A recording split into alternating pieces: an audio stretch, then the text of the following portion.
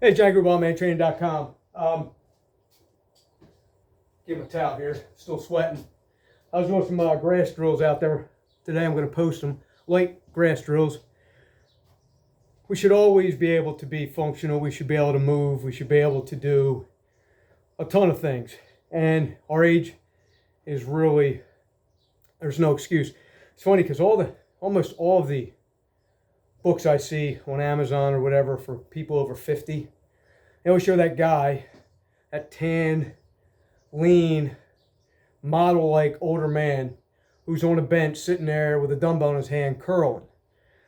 Yeah, well, I did all that stuff, and I got to tell you, other than bigger arms, I just feel it's kind of a wasted movement, because if you're a physical person throughout the day, which I am, I'm lifting things regularly. So whether my arms are huge or not, I mean, a nice size arms look good, but I'm not really interested in that because I know how far a big arm will get you, at least strength-wise. And bringing that point up is, so I do a lot of things that I would do in my normal life. I like to carry things, drag things, pull things, and I was athletic my entire life, so I still like to do grass drills. And until lately, I really wasn't able to do them because I had some injuries, which I don't really talk about, in my knee. And it was a long time going because I couldn't figure out what was wrong with it. And I figured it out, and I was able to fix it by myself. And anyhow, me and my grandson were doing some grass drills today. And I bought these bags.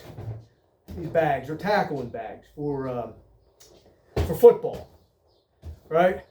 Nice bags. Well, I got two square ones and two round ones like this, pretty big. And I got these on sale, believe it or not. They're regularly $139.99. And I got them on clearance for $13.97.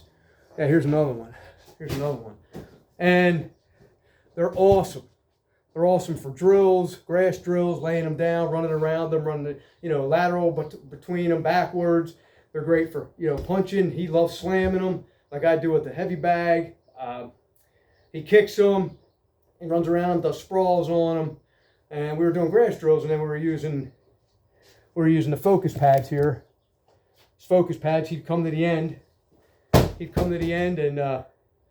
would give it a couple crosses, uppercuts. I'd drop it down. He'd give it some knees. He trains 4 days a week, wrestling and jiu-jitsu. So we also do the reps at home. And he likes it. He doesn't hate it. And the reason I know that is because when I'm not home, I'm working. He does his workout in the morning by himself. He's 7 years old. He's 80-something pounds. He's a big kid. He's always been a big kid since he's been born. And his push-ups are better than anybody's in wrestling and anybody's in jiu-jitsu. And that's a fact. I mean, he does them perfect. Even the coaches comment on how great his push-ups are, because most people can't even do them. And young kids or grown men.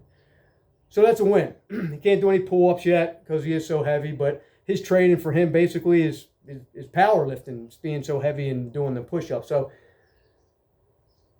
doing these grass drills are good for everybody. And kids, and my 4-year-old granddaughter was doing them earlier too, and she just loves doing it. And if you give a kid a stopwatch and some cones, kids will play all day long.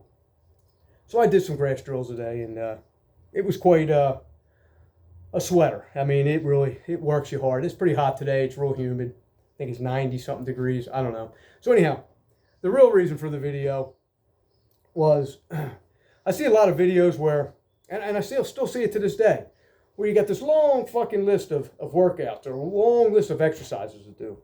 And I don't know, I can't remember my ultimate physical fitness in 5-minute book, and I'm pretty sure I keep all them exercises cut down, because I don't remember doing more than 5, but today I do between 1 and 3, usually.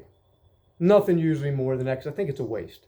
Okay, for me, I like to concentrate on what I'm doing, and if I got to go more than 5 exercises, I'm gonna fucking forget where I'm at. So if I get 1 to 3 and go balls out, I'm good with that. And I think a lot of people think that simplicity is somehow is less, and the more complicated a workout is, the better it is. And it's not true, because most people do complicated workouts and they don't get results and they don't fucking stay training.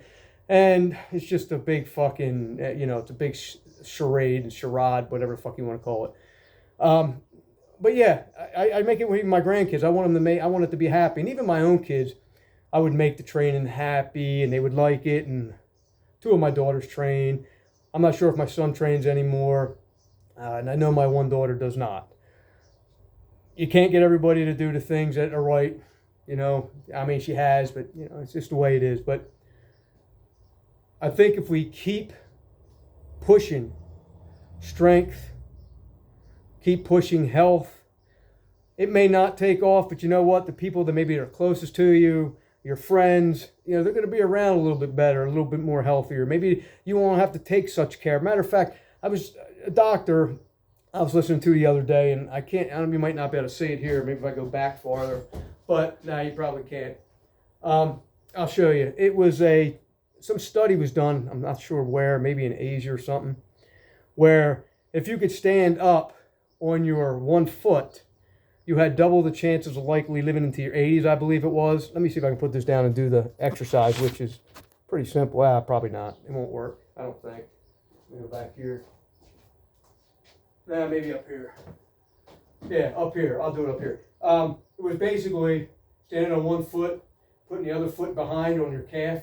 And if you could do this for 10 seconds, hands down to your side, believe it or not, you're more likely to live double your chances as you get older. You know, hey, if you can even close your eyes like I'm doing right now, I mean, you get a little bit worse, but it can be done. And so, you know, I'm still doing it, my eyes closed, you know, one leg, and I guess I'm good to go. But not everybody's going to be in that situation. So basically that's why I do things like grass drills and, you know, the type of training I do. I lift things, carry things, drag things. Just things that I would do on a normal basis. Walk up and down, do step-ups, walk up and down carrying things, walk up and down hills, just like everyday life. Because, you know, people fall over, man, it's usually all over. They break a hip.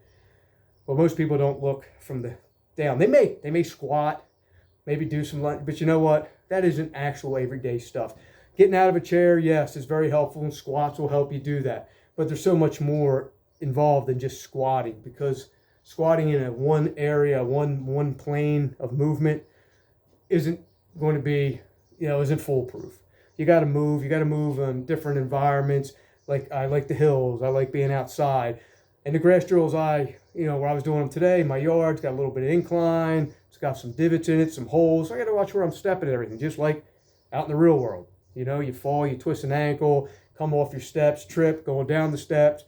You got to be functional, and you got to be in good enough shape to either catch yourself or be strong enough and durable enough to be able to absorb the fall.